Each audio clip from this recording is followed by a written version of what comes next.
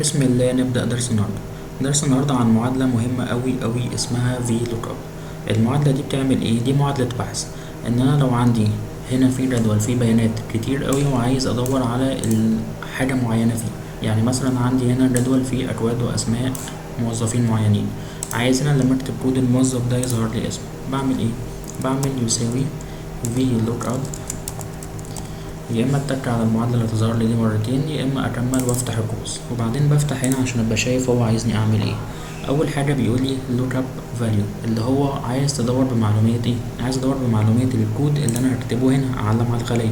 طيب تاني حاجه عايز اقول له هيدور فين، فهو هيدور هنا في الجدول ده. طيب تالت حاجه، هنا الكود العمود الاولاني، الاسم العمود التاني، فانا عايز الاسم اللي في العمود التاني، فبكتب هنا 2. وبعدين دايما هنا بعمل صفر، فظهر لي اسم صاحب الكود ده، او واحد فلان كذا كذا. طيب نعمل معادلة كمان. لو احنا عملنا كود 5 ظهر لي هنا ان ايه؟ ليه؟ لان الجدول الرئيسي اللي انا بدور فيه مفهوش الرقم 5. فبعمل ايه؟ عايز مثلا اخليه لما يبقى مفيش حد بالكود ده يقول لي ان لا يوجد.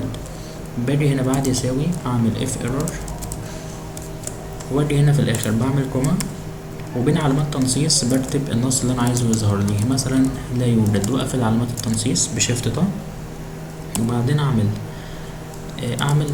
اقفل القوس، فظهر لي لا يوجد. بس كده خلصنا درس النهارده.